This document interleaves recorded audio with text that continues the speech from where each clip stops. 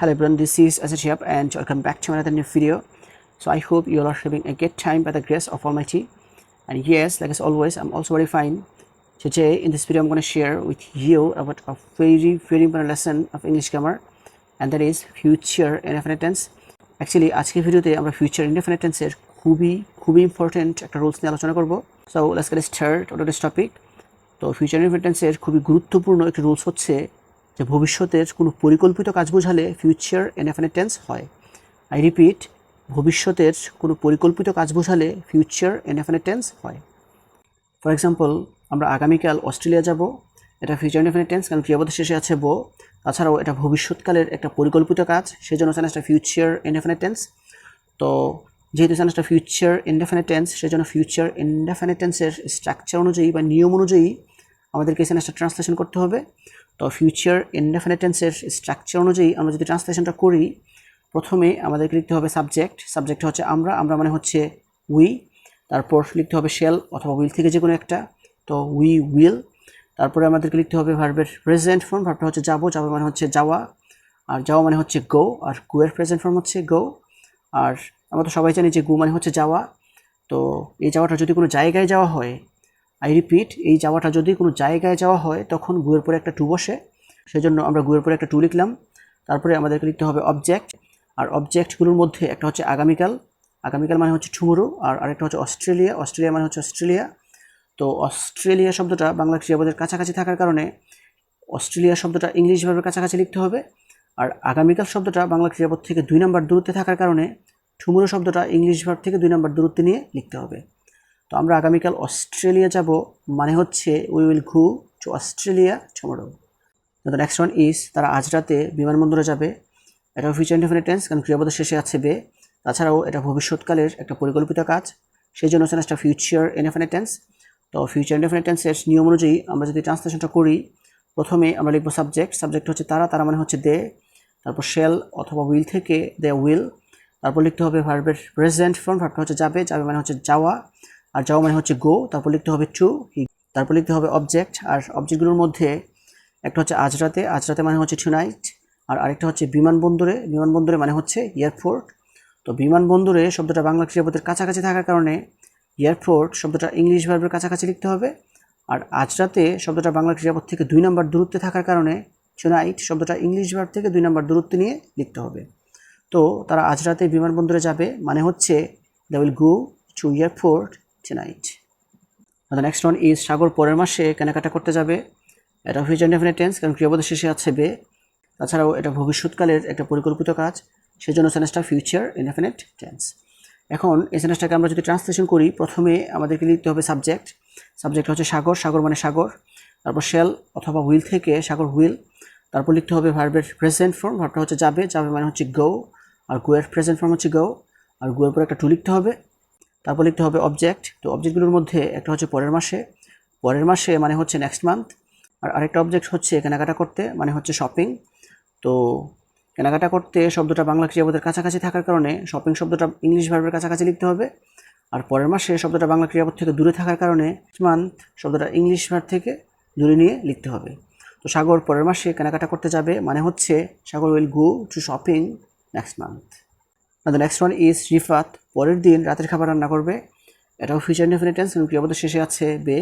তাছাড়াও এটা ভবিষ্যৎকালের একটা পরিকল্পিত কাজ, সেই জন্য সেন্সটা ফিউচার ইনডেফিনিট টেন্স। তো এই সেন্সটাকে আমরা যদি ট্রান্সলেশন করি, প্রথমে আমাদেরকে লিখতে হবে সাবজেক্ট হচ্ছে রিফাত মানে রিফাত। তারপর শেল অথবা উইল থেকে রিফাত উইল। তারপর লিখতে হবে ভার্বের প্রেজেন্ট ফর্ম, ভার্বটা হচ্ছে রান্না করবে মানে হচ্ছে রান্না করা, আর রান্না করা মানে হচ্ছে কুক, আর কুকের প্রেজেন্ট ফর্ম হচ্ছে কুক।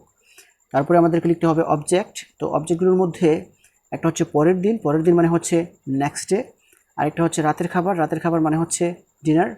তো রাতের খাবার শব্দটা বাংলা ক্রিয়াপদের কাছাকাছি থাকার কারণে ডিনার শব্দটা ইংলিশ ভার্বের কাছাকাছি লিখতে হবে, আর বাংলা ক্রিয়াপদ থেকে 2 নম্বর দূরত্বে পরের দিন থাকার কারণে নেক্সট ডে শব্দটা ইংলিশ ভার্ব থেকে 2 নম্বর দূরত্বে নিয়ে লিখতে হবে। তো রিফাত পরের দিন রাতের খাবার রান্না করবে মানে হচ্ছে Rifat will cook dinner next day. তারপরে সেন্সটা হচ্ছে তারা আগামীকাল কক্সবাজার বেড়াতে যাবে, এটা ফিউচার ইনডেফিনিট টেন্স, কারণ ক্রিয়াপদের শেষে আছে বে। তাছাড়াও এটা ভবিষ্যৎকালের একটা পরিকল্পিত কাজ, সেই জন্য সেন্সটা ফিউচার ইনডেফিনিট টেন্স। তো আমরা যদি ট্রান্সলেশন করি প্রথমে আমরা লিখব সাবজেক্ট, সাবজেক্ট হচ্ছে তারা, তারা মানে হচ্ছে দে। তারপর লিখতে হবে শেল অথবা উইল থেকে যে কোনো একটা কিছু, তো আমরা লিখব উইল, দে উইল। তারপর আমরা লিখব ভার্বের প্রেজেন্ট ফর্ম, ভার্বটা হচ্ছে বেড়াতে যাব, বেড়াতে যাবে মানে হচ্ছে বেড়াতে যাওয়া, বেড়াতে যাওয়া মানে হচ্ছে ভিজিট।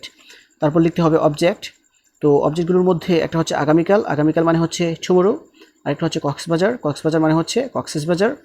তো কক্সবাজার শব্দটা বাংলা ক্রিয়াপদের কাছাকাছি থাকার কারণে কক্সবাজার শব্দটা ইংলিশ ভার্বের কাছাকাছি লিখতে হবে, আর আগামীকাল শব্দটা বাংলা ক্রিয়াপদ থেকে দূরে থাকার কারণে টুমরো শব্দটা ইংলিশ ভার্ব থেকে দূরে নিয়ে লিখতে হবে। তো তারা আগামীকাল কক্সবাজার বেড়াতে যাবে মানে হচ্ছে they will visit Cox's Bazar tomorrow. The next one is আমি আগামী সপ্তাহে রাহুলের সাথে দেখা করব। এটা ফিউচার ইনডেফিনিট টেন্স, কারণ ক্রিয়াপদের শেষে আছে বো। তাছাড়াও এটা ভবিষ্যৎকালের একটা পরিকল্পিত কাজ, সেজন্য সেন্সটা ফিউচার ইনডেফিনিট টেন্স। তো এই সেন্সটাকে আমরা যদি ট্রান্সলেশন করি প্রথমে আমরা লিখব সাবজেক্ট, সাবজেক্ট হচ্ছে আমি, আমি মানে হচ্ছে আই। তারপর শেল অথবা উইল থেকে আই উইল। তারপর লিখতে হবে ভার্বের প্রেজেন্ট ফর্ম, তো ভার্বটা হচ্ছে দেখা করব, দেখা করব মানে হচ্ছে মিট, আর মিটের প্রেজেন্ট ফর্ম হচ্ছে মিট। তারপর লিখতে হবে অবজেক্ট, তো অবজেক্টগুলোর মধ্যে একটা হচ্ছে আগামী সপ্তাহে, আগামী সপ্তাহে মানে হচ্ছে নেক্সট উইক, আর আরেকটা হচ্ছে রাহুলের সাথে, রাহুলের সাথে মানে হচ্ছে উইথ রাহুল।